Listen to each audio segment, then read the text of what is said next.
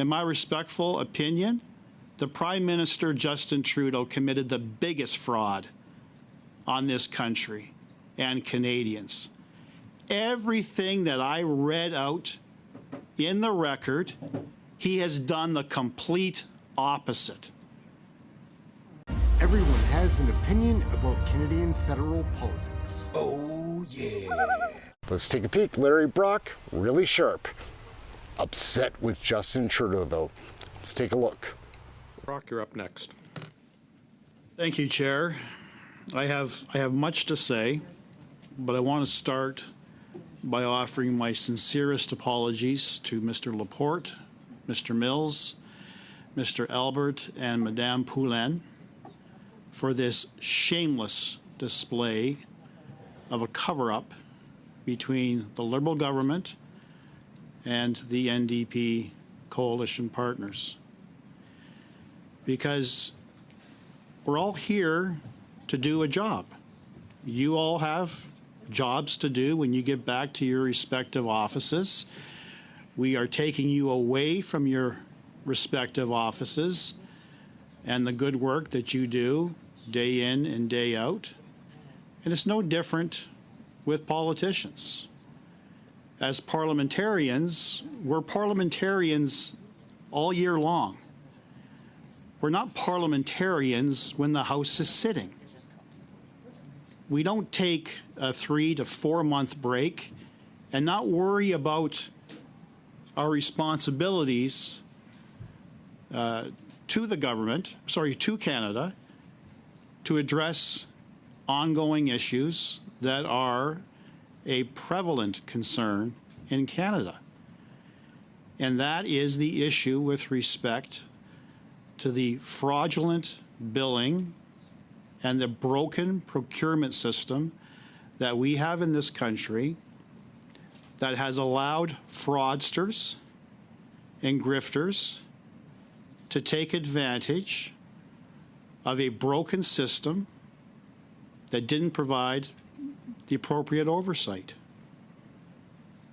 And the Liberal government and the members of this Liberal committee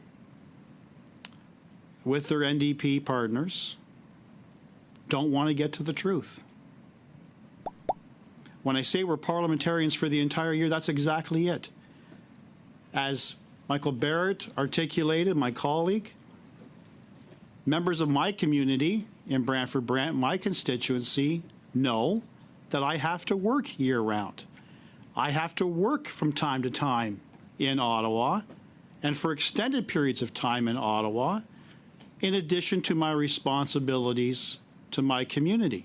In essence, parliamentarians can walk and chew gum at the same time. And as my colleague indicated, 90% of the Liberal members of this committee and the NDP member are not here physically in Ottawa. They're taking advantage of what Parliament has allowed in terms of a hybrid format to do just that, walk and chew gum at the same time. Take meetings before, take meetings after. I too had an extremely busy day today, a very busy day tomorrow, but you know what? We all have incredible staffs. We can reschedule meetings. And when I tell my constituents, I'm here fighting for you and to be your voice, to ask the tough questions, they want me to do my job. They don't want to see me flipping hamburgers, stuffing a hot dog, handing out balloons and other trinkets to children. They expect me to do my job as a parliamentarian. When I have the ability to spend time in my constituency, I do that, all the while balancing a family life. I'm the proud parent of 2 twin daughters. At 15 years of age, I can tell you, that's quite challenging. That's why you have no hair. That's right. That's why I have no hair, according to the chair. But it really angers me because, and you witnesses have been, this isn't your first rodeo. You've all been either party to or have heard how many of your colleagues across a number of departments have prepped, have prepared, have attended in person, even though you got the ability to appear hybrid as well, but to attend in person, and after giving your opening statements, working hard on your opening statements, getting one round in from the Conservatives, only to be met with gamemanship by the Liberal bench, supported by their NDP colleagues. For me, it has happened at least a dozen times since January the 1st. And in my view, it is so disrespectful to you as professionals. So that's why I offer my sincerest apology. But should we be surprised? Because where there's controversy, there is risk. The government clearly knows they're not currying any favor with Canadians. Depending on the poll, they're at least 20 points down. A leader who refuses to smell the coffee and realize he is the most disliked prime minister in the history of this country, completely tone deaf to the reality, tone deaf to his own caucus, who quietly and quite often publicly voice their displeasure with his leadership. So they will take cues from a failed leader as a prime minister. They'll take cues from a prime minister's office who loves to control and to mitigate the damage. We've been exposing the damage of this issue every single week at government operations. That's the mandate of government operations, to take a look at problems, to identify those problems, to get the full picture, and to look for solutions so that the problem can be resolved in the future. If these members view that to be political or acting as a prosecutor, as Mr. Sousa has often indicated from time to time, or being too prosecutorial, Mr. Brock, you've given up your former career as a Crown prosecutor. You're a parliamentarian now. It's time to be nice. Throw the softball questions to witnesses. That's not our job. Our job is to ask the tough questions, get the answers that Canadians are asking. So when we talk about political gamemanship, this is exactly what happened today. Because there is a lot of problems with this issue that needs to be explored. We all remember the famous slogan that Justin Trudeau used in 2015, "Sunny ways, Canadians, sunny ways." He even then wrote an open letter to Canadians, and I'm going to read various passages of that letter. It was dated November the 4th, 2015, starts off, "My dear friends." Point of order, Mr. Chair. And there's a point of order. Excuse me, Mr. Brock. Yes, Mr. Jory. First of all, I want to thank you for the latitude that you've shown on the spectrum of the conversation that we're having, and also thanks to all my colleagues for the patience. But I'm not sure. And Canadian now can see exactly why we call it this meeting a politicization than anything else. Or what's the point Having of order, said that, please, I'm looking Okay, for sorry. relevance of referring to by-elections and referring to, it's all Okay, about to the fact that the motion that we are debating. Thanks. So what's the relevance? I do find it relevant, but we always do offer very, very wide berth for such debate. And it is, the motion put forward allows, because it's not very specific, allows an extremely wide area to debate. Continue, Mr. Brock. So partway through this open letter to Canadians, the Prime Minister says, "Our country faces many real and immediate challenges, from a struggling middle class to the threat of climate change. If we are to overcome these obstacles, Canadians need to have faith in their government's honesty and willingness to listen. Emphasis mine. That is why we committed to set a higher bar for openness and transparency in Ottawa. Government and its information must be open by default. Simply put, it is time to shine more light on government to make sure it remains focused on the people it was created to serve, you. But in order for you to trust your government, you need a government that will trust you. When we make a mistake, as all governments do, it is important that we acknowledge that mistake and learn from it. We know that you do not expect us to be perfect, but you expect us to work tirelessly and to be honest, open, and sincere in our efforts to serve the public interest. Before the election, we also made a commitment to bring new leadership and a new tone to Ottawa. Moving forward, we will pursue our goals and objectives with a renewed sense of collaboration. We fully understand and appreciate that partnerships with provincial, territorial, and municipal governments are vital to deliver the real positive change that we promised you.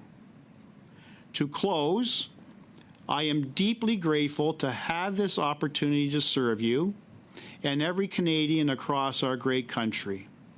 I am committed to leading an open, honest government that is accountable to Canadians. Repeat, accountable to Canadians. Lives up to the highest ethical standards. Brings our country together and applies the utmost care and prudence in the handling of public funds. Thank you for having faith in me. Thank you for putting your trust in our team. We will not let you down. What an absolute joke. An absolute lie. We're talking about fraud in this committee. In my respectful opinion, the Prime Minister, Justin Trudeau, committed the biggest fraud on this country and Canadians. Everything that I read out in the record, he has done the complete opposite. Just that last line, to apply the utmost care and prudence in the handling of public funds. Would we be in the mess we are right now? Would we have the amount of public debt that we have now if he actually for 1 minute had respect for $1 of taxpayer money? Would we be spending over $21 billion on outside consultants and contractors with no oversight? Would we be in the situation where we've expanded our federal public service by 40%, increasing salaries substantially? Have Canadians looked at their level of service across this country and say, wow, I've received 40% more in value of services? I think if all four of you and Canadians who are watching this right now on my social media were to contact my staff in my constituency office who spend all day long either on hold with various departments or dealing with issues that should be handled by our professional public service. They have very little time to do anything else other than government work. And I'm sure I am not alone in that assessment. I'm sure this is not just a conservative issue. I'm sure my Bloc friend, colleague, Madame Vignola, would probably concur with me, because I've been talking to various MPs from across this country who are facing the very same thing. And I'm sure every constituency of the Liberal bench and the NDP member who is appearing virtually also has similar stories, because that's what's happening. We are not getting value for our tax dollars. And I hear that daily from constituents. I hear that daily from Canadians from coast to coast to coast on my social media. They applaud me daily at my diligence in asking the tough questions. I often said, you know, you can take the prosecutor out of the courtroom, but you can't take the prosecutor out of the politician. It's a strategy. It is a method that I've honed and developed for 30 years. And I know that when I ask a question, based on that response, there might be another 10 questions I'm going to have to ask. Because it's like peeling that proverbial onion. And I know that various journalists from across this country have remarked, in my view, very correctly, that the rot in this government that this committee and other committees are exposing is just the tip of the iceberg. And we have a mandate as parliamentarians, we have a mandate as proud members of the mighty Ogo to ask those tough questions. So this is not political gamemanship, as Mr. Juwari has remarked on a number of occasions. It's not acting as a prosecutor, judge, jury, and executioner, as Mr. Sousa often remarks. It's asking the questions that Canadians have been asking us. And I can only speak for myself and my Conservative colleagues, and I dare say I will probably speak for Ms. Vignola. We take our responsibility as parliamentarians extremely seriously. And our role is to listen, to advocate, and to seek solution. Government bench, Liberal bench, they don't want nothing to do with it. I made the time to be here, as did other members who are physically appearing here. Mr. Juwari, I had great faith. I saw Mr. Juwari when I walked into this room. I said, great. We actually may complete a 2-hour meeting here in the summer. But how disappointing to hear the moment that he got the floor that he wanted to shut this down and prevent any further summer meetings. So just like Mr. Barrett, I wanted to ask some very relevant, pertinent questions that I think Canadians wanted to hear me ask, and Canadians wanted to hear from you officials as to your thoughts on this. And I know Mr. Barrett, my colleague, mentioned whether or not there was a fear from the Liberal members on this bench that some of the questions we'd be putting to you would expose political bias. And I'm going to give you an example of what I feel they wanted to shut down.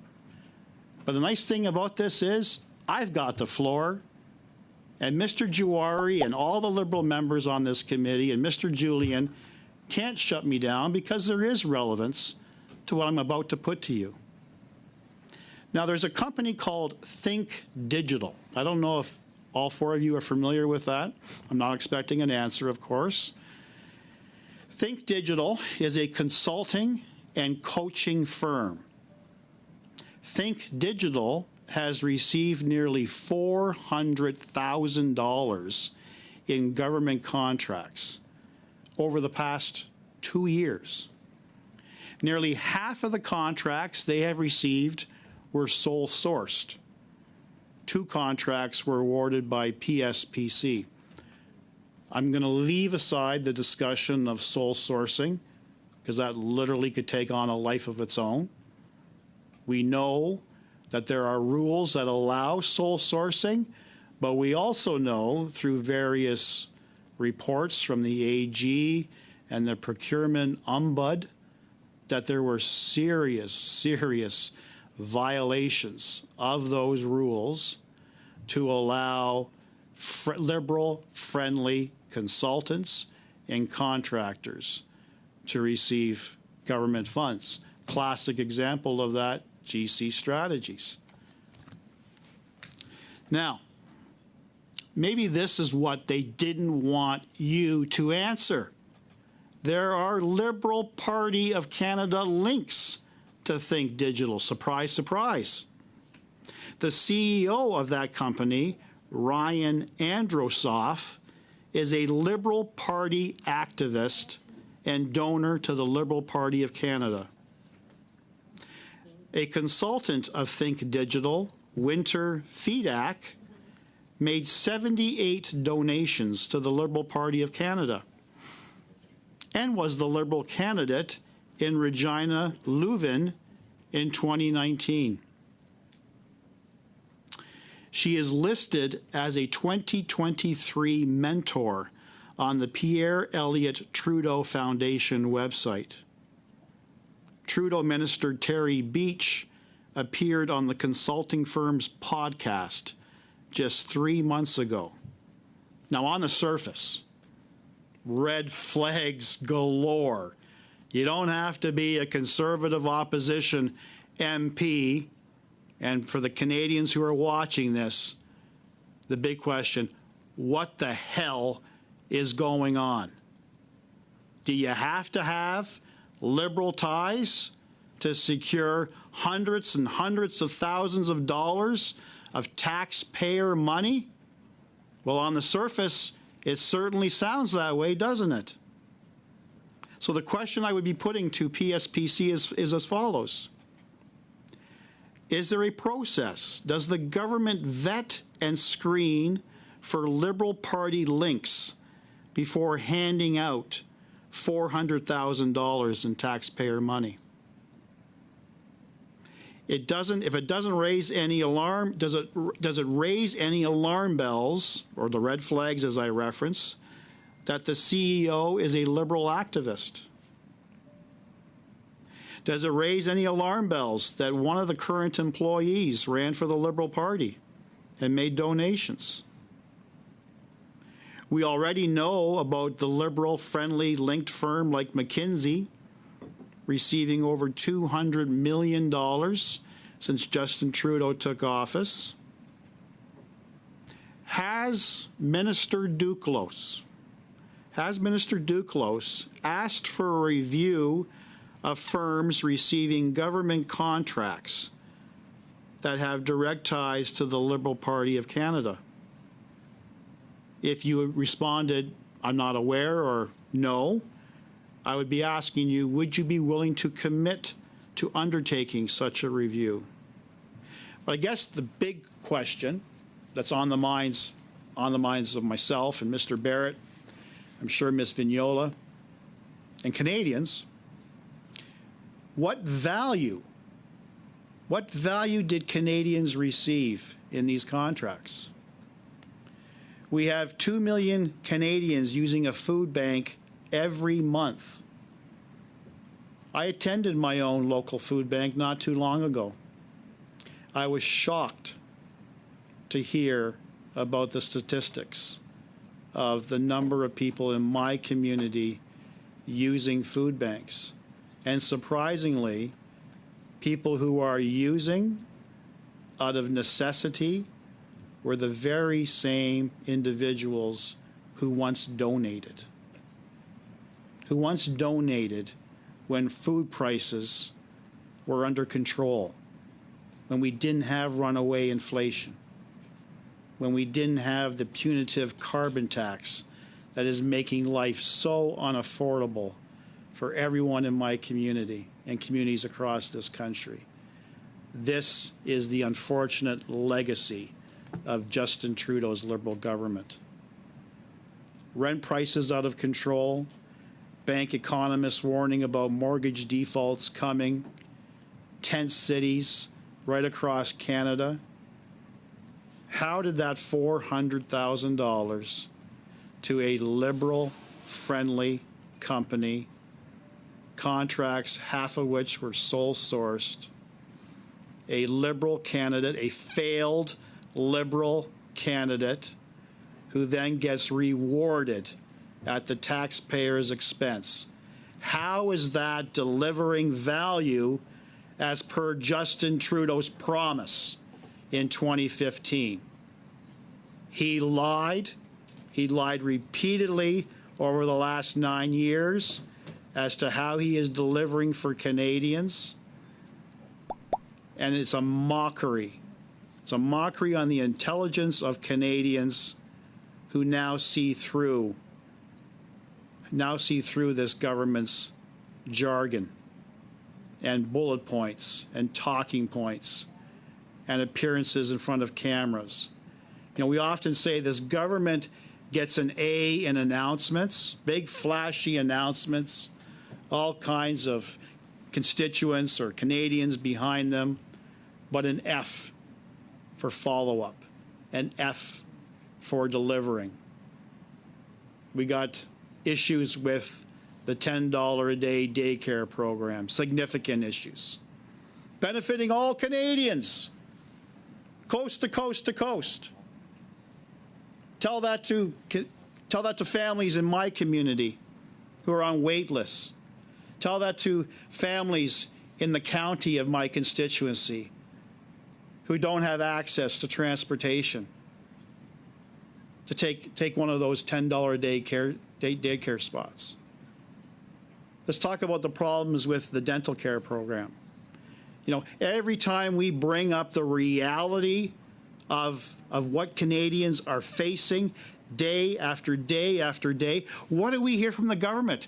Take, for example, our Deputy Prime Minister, Finance Minister, Chrystia Freeland. But Canada has a AAA credit rating. Well, you tell that to the single mother in my riding who is deciding to go without feeding herself to ensure that she puts food on the table for her children, who goes to Goodwill or Salvation Army, and through the generosity of other neighbors, she picks up some used clothing, but she's able to buy clothing barely for her children. Do you think when she's struggling at the cashier, we all know spending $100 on groceries today might net you 1 to 2 bags, most likely 1 bag? Do you think when she's struggling to pay for those groceries, she's got Chrystia Freeland ringing in her ears? But I should be proud that as a nation, we have a AAA credit rating. It's tone deaf. And we've been raising these issues with the government every single day in the House. And when we're not sitting in the House, we are raising those issues on our social media channels. The government refused to listen. Now, the Liberal bench and the NDP bench say we've never had it so good. We have never had it so good as a nation. Trust us. Well, you know what? I have been in Mr. Sousa's riding. I have been in Mr. Juari's riding. I have not been in Mr. McDonald's riding, but I look forward to that opportunity. But I've been in Windsor as well. And I've talked to those constituents, and they are not immune. They're not living in silos because they have a Liberal member. They are feeling and facing the same dire economic consequences of this failed Liberal NDP government. That's the reality. And those members should be listening to those voices. It's no wonder that all the members of this Liberal bench are facing the prospect of losing in the next election. Because this is the reality. This is the failed government that they defend day after day after day, and are doing it today in this shameless example of partisanship. Now, Justin Trudeau talked about, in that letter to Canadians, he talked about having the most ethical government, perhaps the most ethical government this country has ever seen. Not only, as my colleague Mr. Barrett has articulated, not only does he have the legacy and distinction of being the only prime minister to have accumulated more debt than any other prime minister of this great nation combined. Not only that, he is the first prime minister. He is the first prime minister to have been found guilty. Let that sink in.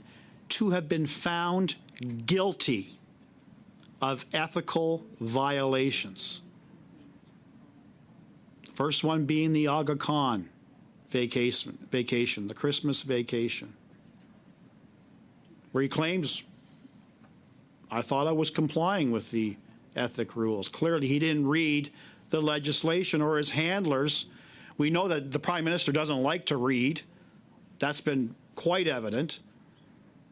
He gets read to by his handlers. So perhaps the handlers didn't take the time to properly inform him that there was obviously some ethical issues with accepting that vacation. But what stands out in my mind, and this was before my career as a parliamentarian, I've always been a political junkie all my life. I follow it religiously. I could be involved in the most complicated and protracted homicide trial as a prosecutor. I'd always find time to watch the news, to keep up on what's happening in Ottawa. And I remember when the story broke by the Globe and Mail about the interference in the SNC-Lavalin issue. And the Prime Minister looked Canadians in the eye by staring at the reporter's camera and said that the story that broke that morning in the Globe and Mail was false, that he took no steps to interfere in the decision-making of Canada's first Indigenous Attorney General and Minister of Justice. See, the Prime Minister has a penchant for lying. He's a very good liar. And that's a classic example of a lie. He was cornered, he was caught, he doubled down, stared Canadians in the eye, and said, I didn't interfere. Ethics Commissioner saw it otherwise. Ethics Commissioner interviewed everyone literally that touched that particular file and found, in summary, a protracted interference activity, not only by the Prime Minister, but various ministers, the Prime Minister's office itself, Katie Telford and Gerald Butts, two of his prized handlers. Chief of Staff right now, Katie Telford, Mr. Butts off in New York City. But what was revealed in the report, the Trudeau 2 report that I read from Commissioner Dion, extremely troubling as a former officer of the court. They're on record as communicated by former Privy Counsel Michael Warnock. They confirmed they didn't want to hear about the law. They didn't want to hear about legalities. Just get the deal done. give SNC that deferred prosecution agreement. Here we have the Prime Minister's Chief of Staff disregard the laws of Canada, disregard the Criminal Code of Canada, and get the deal done. That is disgusting. It is appalling. And that's why I am just so vigorously entrenched in this whole concept that a National Police Service, the RCMP, needs to revisit this SNC investigation issue, because there is a lot more evidence that they need to consider. So, getting back to the ethical standards, it's no wonder when you got the Prime Minister who so easily breaches our ethical standards, that he sets an example, for his entire government. It's no small wonder that various ministers, various MPs, including backbench MPs, have followed suit and have been found guilty of ethical violations. You know, there was a point in time with our Canadian governments, there was a concept of one and done. You commit an ethical violation, you've been found guilty. Even suspicion of an ethical violation could result in a member's ouster or resignation. But who has resigned in the Liberal government after having been found guilty of ethical violations? Zero. Because there's no accountability. So when he says in his open letter to Canadians, we're going to make mistakes, we need to apologize to Canadians and do better. Have you heard any heartfelt apologies from the Prime Minister or anyone from the Liberal government? No. They've created a culture of incompetence, and Canadians are fed up. They were sold a wrong bill of goods. Former Prime Minister Stephen Harper tried to warn us.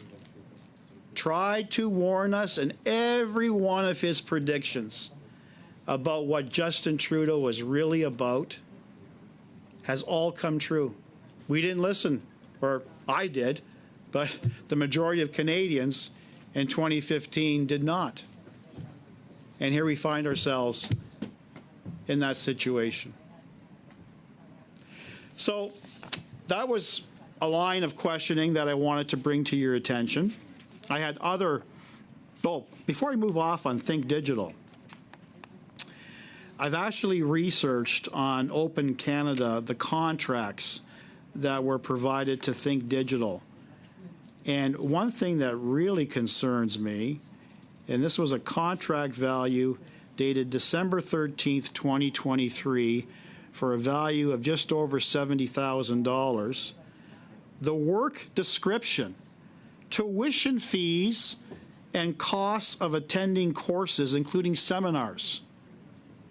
So is the Government of Canada now in the business of providing free tuition and costs to a Liberal-friendly company? Certainly appears that way, doesn't it? $70,000. And that wasn't a one-off. I found another example. $12,870, March 2nd, 2022. Fees and costs of attending seminars and workshops. So the government has retained Think Digital, has given them the authority to attend various seminars and workshops to gain greater knowledge and skills at the taxpayer expense.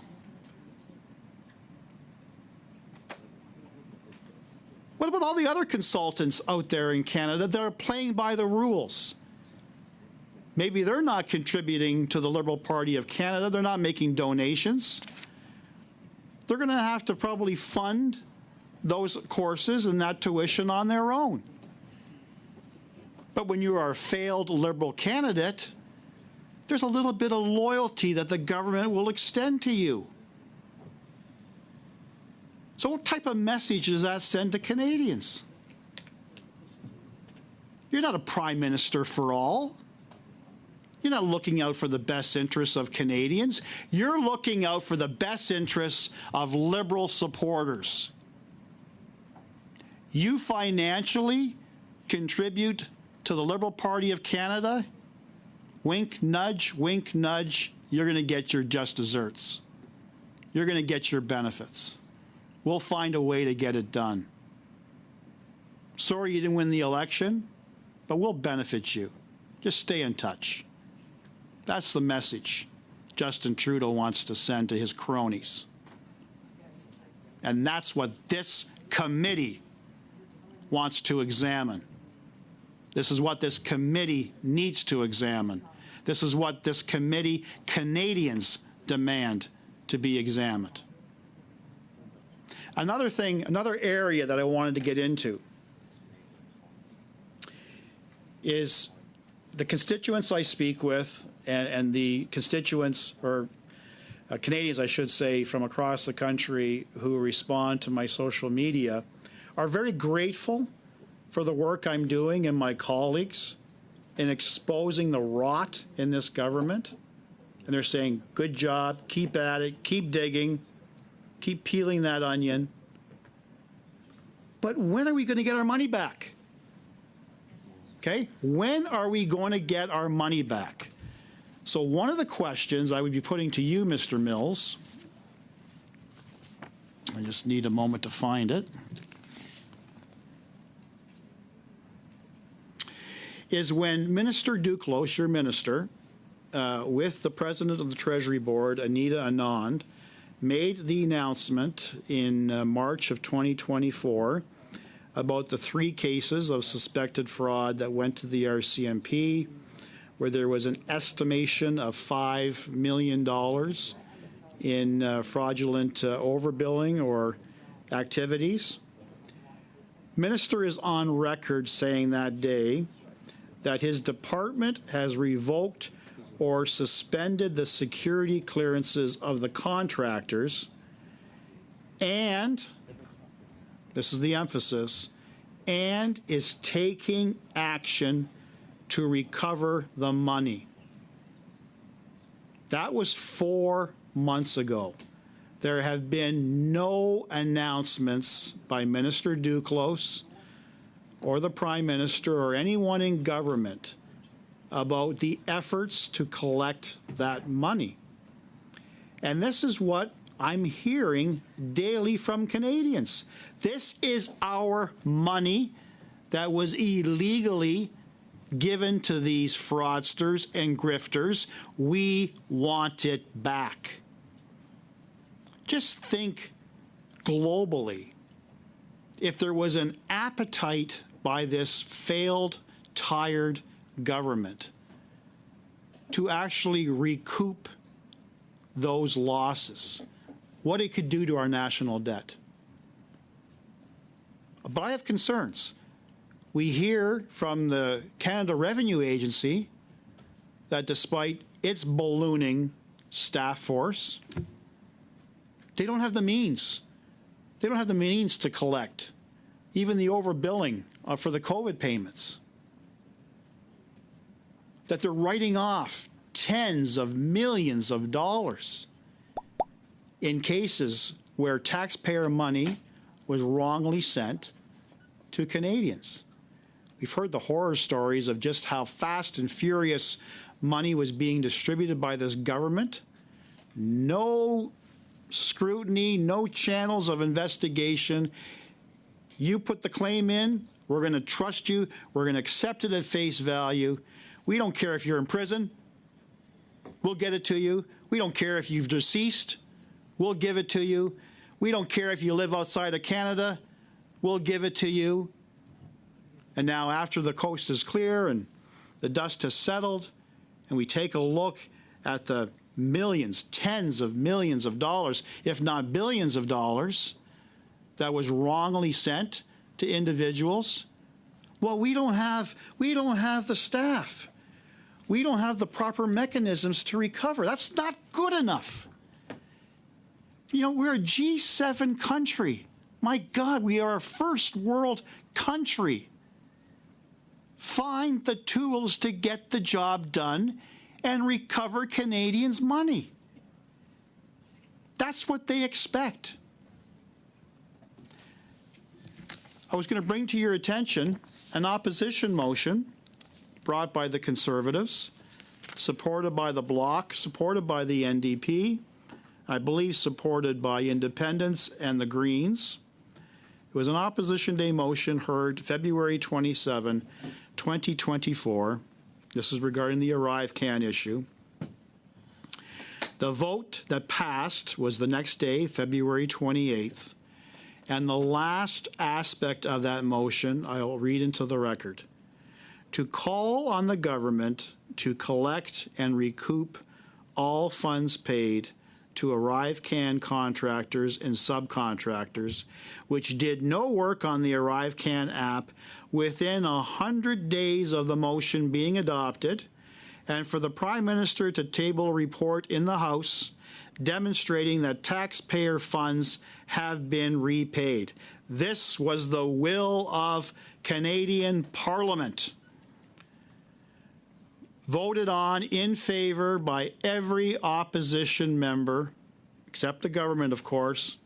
100 days from February the 28th would have been June the 6th, that passed over a month ago. From June the 6th to today's date, 46 days have passed. And what have parliamentarians heard, and what have Canadians heard? Nothing but crickets. So, the obvious question to your department: has the minister given you direction?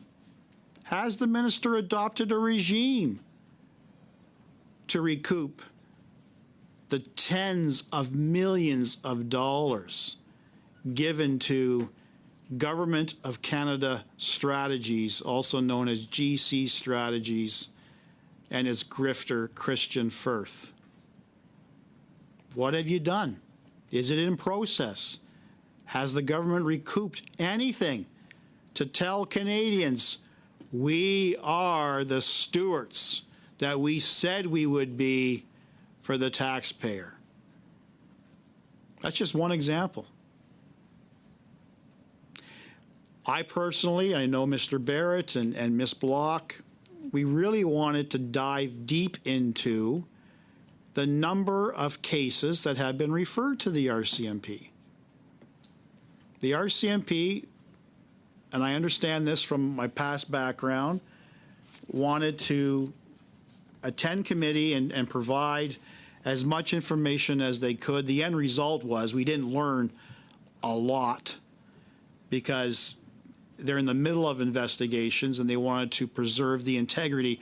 I get that from a legal perspective. I don't get that from a parliamentarian perspective. And that's why I kept asking the questions. Can you give us a sense, Commissioner?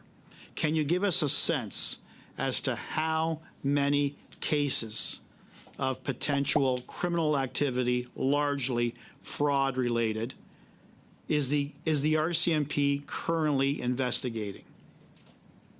Couldn't give me a number, but I asked the question, is it more than 6? And I believe it was the Deputy Commissioner who confirmed, yes, it was more than 6. Now we know, because Minister Duclos and Minister Anand confirmed, 3 of those cases went to the RCMP. We now know, and it was confirmed in your responses to my colleague, Mr. Barrett, that we have another individual who defrauded the taxpayer for $250,000. So that's 4. The question I put to Minister Duclos when he last attended, I believe it was OGO, left a very sour taste in my mouth. I don't know if he consulted with anyone here, but I was going to ask you, was there any, in fact, there may have been some of you seated beside him when he testified. He confirmed very proudly, as did Minister Anand in March, that this was simply the first wave, that other waves would be announced in the very near future. But he went further. He said back in March that there were 10 to 15 other cases of suspected fraud that had the potential of being referred to the RCMP. His words, not mine. So when he attended recently, I believe it was in June, early June, I followed up on that. It wasn't a got you question. There wasn't no malice behind it. I was being inquisitory. Of the 10 to 15, Minister, that you announced in March, how many of those did you or your department refer to the RCMP? Simple, straightforward, basic question. But of course, in usual fashion from Minister Duclos, I get word salad. Wouldn't answer the question. I asked it again. Wouldn't answer the question. I asked it a third time. Wouldn't answer the question. I asked it a fourth time. Wouldn't answer the question. I gave up after my 5th attempt. Why is it so difficult for you to give me a number? If it's 0, tell me it's 0. Are you still considering? Tell me you're considering. If you referred, tell me what you referred. I'm not asking for specifics. I'm not asking for names. I'm not asking for dollar value. You told Canadians 10 to 15 were being investigated in the second wave. So naturally, Mr. Mills, that would be the question I would put to you. You know, I was very disappointed in your minister for his absolute refusal to answer a basic question, but I think it's a relevant and important question that Canadians need to know. So maybe we'll have the opportunity at some point in the near future to ask these questions, and I'm glad and I'm seeing that all 4 of you are taking notes so that when we do meet again, perhaps you're going to have answers for us. You're going to be prepared to give us responses. Maybe there's details that you can't provide to us for confidentiality reasons. I don't know, but at least you've been forewarned and you've got a glimpse into the type of questions we would be asking. So in addition to that, I would be asking Mr. Brock, you. I apologize. It's 1 o'clock. We are out of resources. We're only booked to 1, so I am adjourning at this time. Sorry. Everyone has an opinion about Canadian federal politics. Oh, yeah. This is Canadian Looney. Like, subscribe, share, get notified, all those fun things. I love the comments. Please leave a comment. We'll catch you next video. Thank you for watching.